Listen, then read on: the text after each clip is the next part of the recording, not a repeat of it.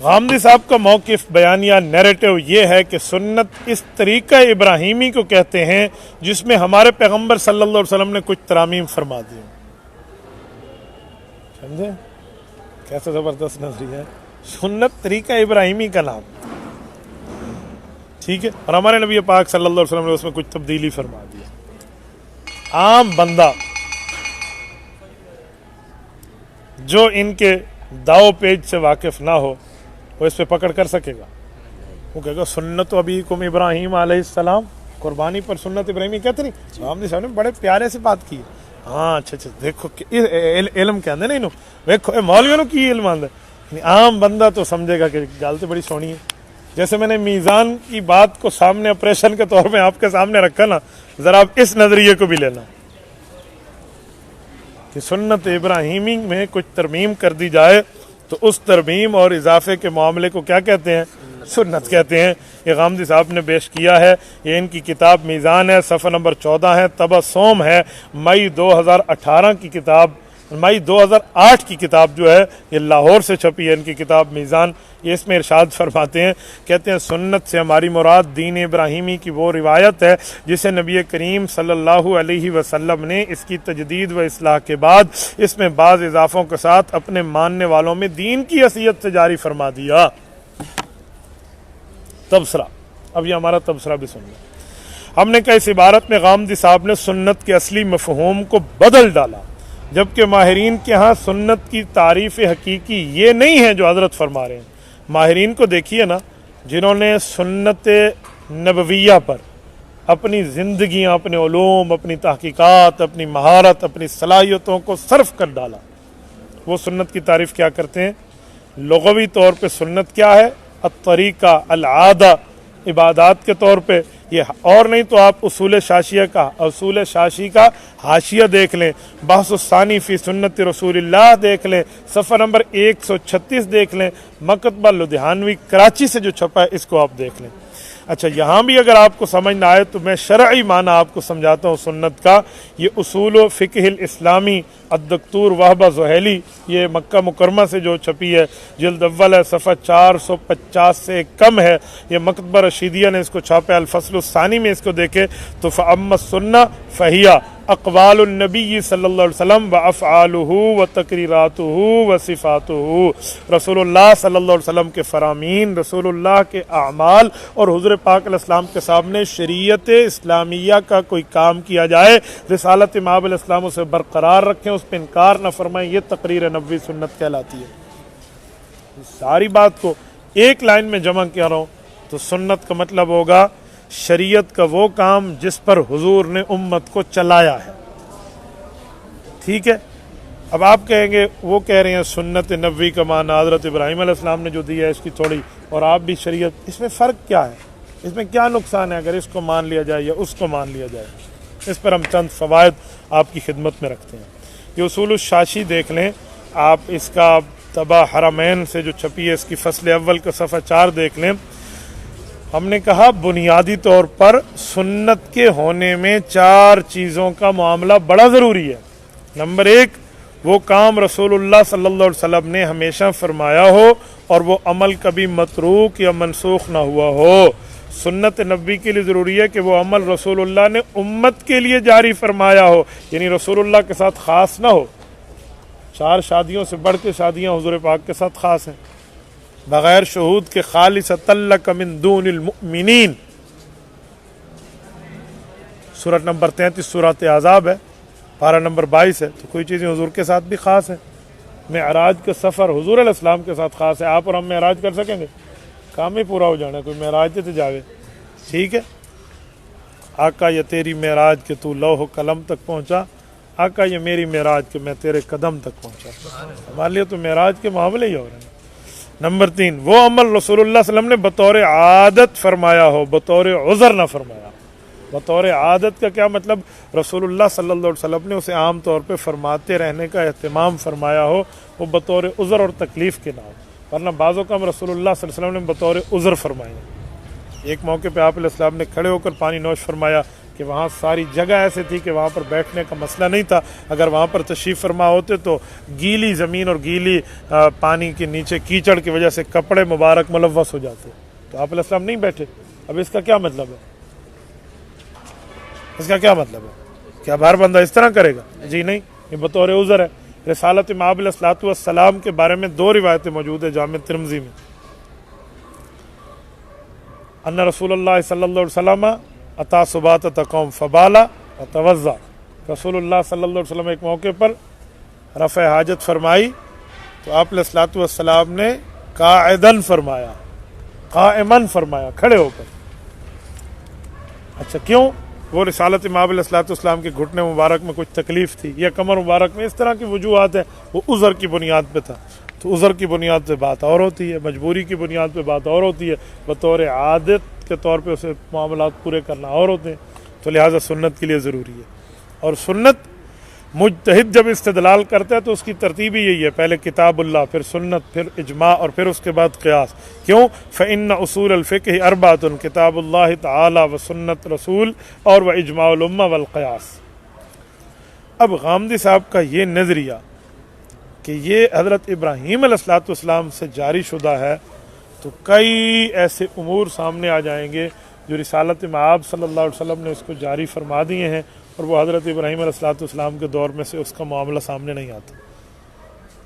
ظہر کی پہلی 4 رکعت ہم پڑھتے ہیں، حضرت ابراہیم علیہ السلام سے ثابت ہے، سنت موقدہ ہے. ظہر کے بعد 2 رکعت ہم پڑھتے ہیں، سنت موقدہ ہے، حضرت ابراہیم علیہ السلام سے ثابت ہے. صبح کی 2 رکعت سنت جو ہم پڑھتے ہیں، حضرت ابراہیم علیہ الصلوۃ والسلام سے آپ سند صحیح کے ساتھ ثابت فرما دیں گے مجھے؟ مغرب کے بعد جو 2 سنت پڑھتے ہیں یا عشاء کے بعد جو 2 سنتیں پڑھتے ہیں، تو اس کی جو سنت کی ترتیب ہے، یہ پڑھنے کے معاملات ہیں، یہ آپ ثابت فرما دیں گے حضرت ابراہیم علیہ الصلوۃ والسلام کے معاملات سے؟ آپ کیسے کہہ رہے ہیں؟ کس بنیاد پہ کہہ رہے ہیں؟ کوئی چیزوں کی جو سنت نبویہ کے ساتھ ملت ابراہیمی چلی ہے، آپ اس ملت ابراہیمی کی چند چیزوں کو رسول اللہ کی سنت بنا دیں گے؟ تو بھائی ملت ابراہیمی کا معاملہ ہے، اس میں سنت نبویہ کے معاملے کا ایک بہت بڑا معتد بھی ذخیرہ ہے، اور اس کا اپنا عمل دخل ہے. آپ اس طرح اس کو بے جا معاملے میں ختم نہیں کر سکتے. اسی پر غامدی صاحب کا فرمانیات قرآن کریم کے بارے میں کے بعد احادیث نبویہ کے بارے میں دوسرا نظریہ یہ ہے. وہ فرماتے ہیں کہ جو سنت ہے نا، اب دیکھو اندازہ لگاؤ، ایک تو سنت کا مفہوم بدلا کہ سنت ابراہیم علیہ السلام کے طریقہ کا نام ہے، حضور پاک کا اضافہ ترمیم اس پہ ہو. دوسرا یہ کہہ دیا کہ سنت قرآن سے بھی مقدم ہے. لو جی، یہ نظریہ وہ اپنی کتاب اصول و مبادی صفحہ 51 طبع 2 فروری 2005 سے جو ان کی چھپی ہے لاہور سے، اس پہ فرماتے ہیں سنت قرآن کریم کے بعد نہیں بلکہ قرآن کریم پر مقدم ہے، قرآن سے بھی پہلے ہے. پیاری بات ہے، ابراہیم علیہ الصلوۃ والسلام قرآن سے پہلے ہیں، تو اب یہ سنت کو بھی اسی لیے قرآن کریم سے پہلے ہونے کی بات فرما رہے ہیں. حالانکہ ایسی بات نہیں ہے، سنت قرآن کریم کے بعد ہے، سنت قرآن کریم سے پہلے نہیں ہے. میں اس پر رسالت مآب صلی اللہ علیہ وسلم کا خود اپنا فرمان آپ کی خدمت میں پیش کرتا ہوں.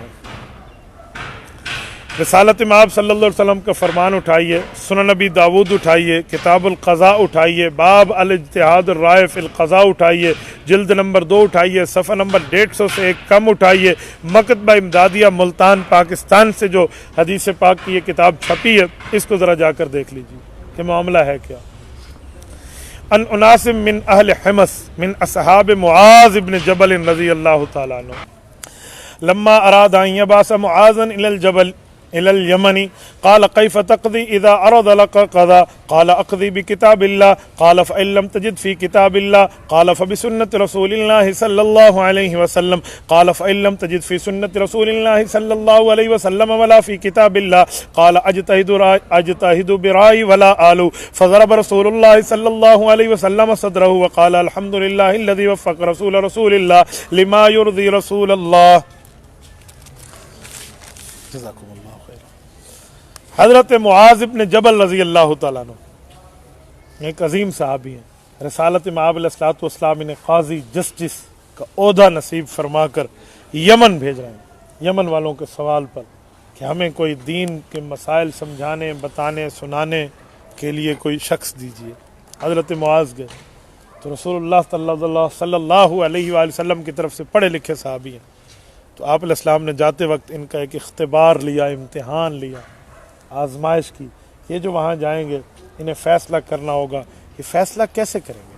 پاور آف دا ڈیسیژن، فیصلے کی قوت و طاقت و ہمت ان میں کیا ہے، ترتیب کیا ہے؟ حضور علیہ الصلوۃ والسلام نے پوچھا یا معاذ اذا عرض لک قضا، یہ معاذ لفظ ہے، معاذ نہیں ہے، یاد رکھنا. جیسے خلیفہ مجاز ہوتا ہے، خلیفہ مجاز نہیں ہوتا، یہ ایسے معاذ ہے، معاذ نہیں ہے.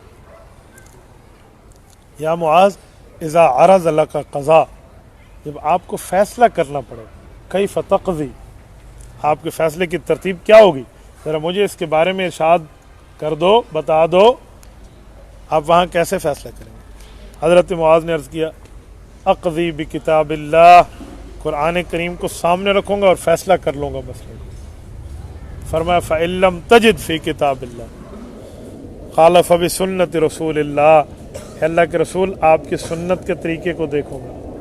اب توجہ رکھو، اگر پہلا نمبر سنت کا مقدم ہوتا قرآن کریم پر تو حضرت معاذ رضی اللہ تعالی عنہ کو رسول اللہ ٹوک دیتے کہ تو ترتیب ٹھیک نہیں کر رہا. یہ اس موقع پہ تو ٹوکنا بنتا ہے یار، بڑا بنا کر بھیجا جا رہا ہے ایک علاقے کا، نہیں ٹوکا. آپ علیہ السلام نے پھر سوال فرمایا فإن لم تجد فی کتاب اللہ ولا فی سنت رسول اللہ، مسئلہ قرآن میں بھی نہ ملے، میری سنت میں بھی نہ ملے، کیا کرو گے؟ اجتہد برائی ولا آلو، میں نے آخر آپ سے پڑھا ہے، آپ کے شب و روز سے واقف ہوں، لیل و نہار سے واقف ہوں، آپ کی خلوت و جلوت کے حالات کے، معاملات کے، احادیث و تعلیمات و فرامین و شریعت و مذہب و اسلام ہمیں پتہ ہے، آپ نے ہمیں بتا دیا ہے، سمجھا دیا ہے. تو جو آپ سے پڑھا ہے اس اجتہاد اور اس تجربے اور اس جو ہے نا کیا کہتے ہیں ایکسپیرینس کی روشنی میں مسئلے کا حل کروں گا. قرآن بھی، سنت بھی اور اجتہاد بھی. رسالت امام علیہ الصلوۃ والسلام نے یہ بات سنی ہے تو حضور نے خوشی کا اظہار فرمایا. میں ان لوگوں کو کہتا ہوں جو کہتے ہیں کہ صرف قرآن مانے، تو حضور نے سنت کی بات ساتھ کیوں کی؟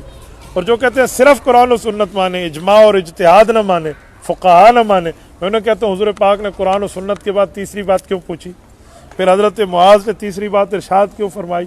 اور تینوں باتوں کے اگر غلط ہوتی تو حضور پاک ٹوک دیتے، نہیں پہلی دو ٹھیک نہیں، چھوڑ دے یہ، اس کو تو نہیں چھوڑا. بلکہ اللہ کے رسول نے خوشی کا اظہار فرمایا فضرب رسول اللہ صلی اللہ علیہ وسلم صدرہ، ان کے سینے پر پیار سے، خوشی سے، مسرت سے، تبسم سے آپ علیہ السلام نے یوں ہاتھ مبارک رکھا اور فرمایا الحمدللہ، میرا مولا تمام حمد و ثنا کہ تو قابل ہے، وفق الذی وفق رسول اللہ، میں تیرا نمائندہ، یہ میرا نمائندہ، تو نے اپنے نمائندے کو ایسے نمائندے دیے ہیں جن سے تیرا نمائندہ خوش ہو گیا ہے. لما یرضی رسول اللہ میں تیرا نمائندہ، یہ میرا نمائندہ، تو نے اپنے نمائندے کو ایسے نمائندے جسے دیے جس سے تیرا نمائندہ خوش ہو گیا. ٹھیک ہے، یہاں پر الصلوۃ والسلام نے اجتہاد پر، فقیہ کی فقاہت پر اور فقہ پر رسول اللہ نے خوشی کا اظہار فرمایا ہے. آج جو فقہ اسلامی کو پڑھے گا قرآن و سنت کے بعد، وہ رسول اللہ کی خوشی کا اظہار کرے گا، حضور پاک کی خوشی کا ذریعہ بنے گا. اور جو فقہ کا انکاری ہے وہ اپنا فیصلہ خود کر لے. اس بنیاد پہ ہم کہتے ہیں نا کہ نبی نمائندہ خدا ہے اور صحابی نمائندہ مصطفیٰ ہے. ٹھیک ہے، کوئی پوچھے نا نبی کسے کہتے ہیں؟ نمائندہ خدا. صحابی کسے کہتے ہیں؟ نمائندہ مصطفیٰ. بات پوری ہو جائے گی. اب مسئلہ یہ ہے کہ رسول اللہ صلی اللہ علیہ وسلم نے یہاں جو ترتیب ارشاد فرمائی ہے حضرت معاذ سے سوال میں، اور حضرت معاذ نے جواب دیا ہے، اور تقریر نبوی اس کو شامل ہے کہ حضرت رسول اللہ صلی اللہ علیہ وسلم نے اس پر اطمینان کا اظہار فرمایا ہے. وہ کیا ہے؟ قرآن سنت اجماع، قرآن سنت اجتہاد، قرآن سنت فقہ. تو غامدی صاحب آپ تو کہہ رہے تھے سنت قرآن پہ مقدم ہے، رسالت امام علیہ الصلوۃ والسلام نے تو مقدم نہیں فرمائی، آپ کس بنیاد پہ کہہ رہے ہیں؟ اچھا تھوڑا آگے چلتے ہیں، ایک روایت اور لے لیتے ہیں. جامع ترمذی ابواب القدر جلد نمبر 2 صفحہ نمبر 484، طبع مکتبہ الرحمانیہ، اردو بازار لاہور. آپ ذرا یہاں پر دیکھ لیجئے.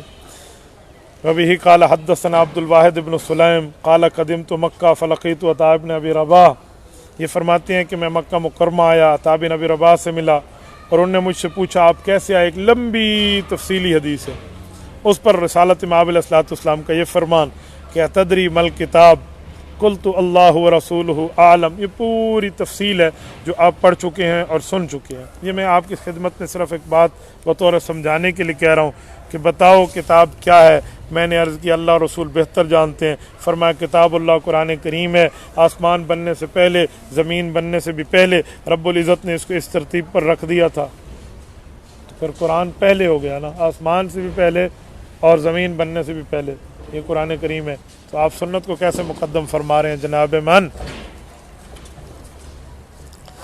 تو ہم نے کہا کہ یہ بھی یاد رکھیں کہ غامدی صاحب کے اس نظریے کو مان لیں تو نتیجہ یہ نکلے گا کہ رسول اللہ کوئی مستقل شریعت اور دین لے کر نہیں آئے بلکہ دین ابراہیمی کو ہی آگے چلانے آئے، پھر تو یہی بنے گا۔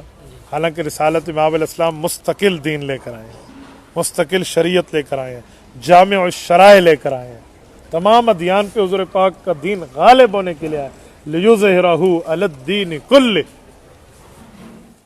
تبارك الذي نزل الفرقان على عبده ليكون للعالمين نذيرا